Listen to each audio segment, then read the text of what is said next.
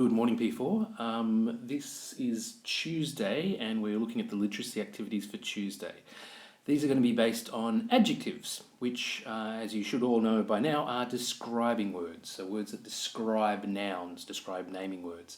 It's basically to make sentences more interesting, as it says at the top of the page there. So they've given you an example. The dragon came out of the cave. Pretty simple. You know the dragon's there. You know it came out of a cave.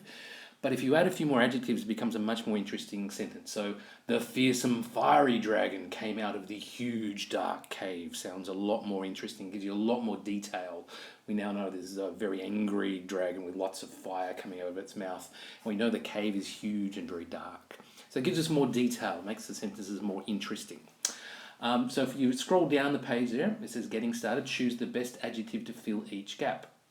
So for example, we've got the blank beggar wore blank clothes, and then you've got 4 adjectives as examples to put in those 2 spaces. So you've got to choose 2 of those words to go into the 2 spaces. I'll give you a wrong example to begin with. So again, looking at question 1 there, the bright beggar wore new clothes. Now, those adjectives you can put in there, but the sentence doesn't make much sense. A beggar is usually somebody very poor who's begging for money. So you want to find adjectives that actually fit in the sentence and make the sentence make sense. A bit like how we were talking last week, how sentences actually make sense. You want the adjectives to make sense as well. You want the describing words to actually make sense in the sentence. So yes, just be careful with that when you're choosing the adjective to put in those blank spaces. Make sure when you read the sentence out loud afterwards that it all makes sense.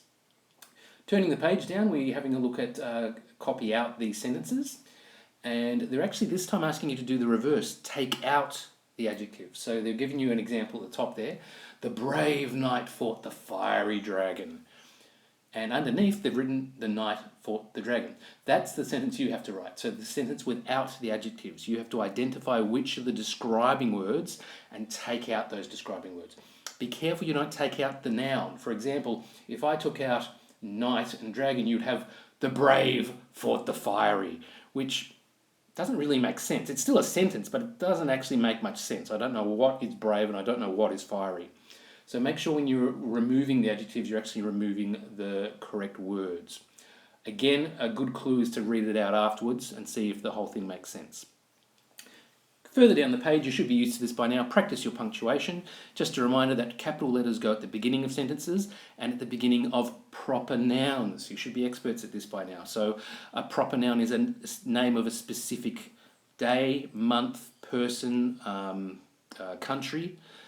For example, the word country is a common noun, but the word Hong Kong is a proper noun because it's about one specific country.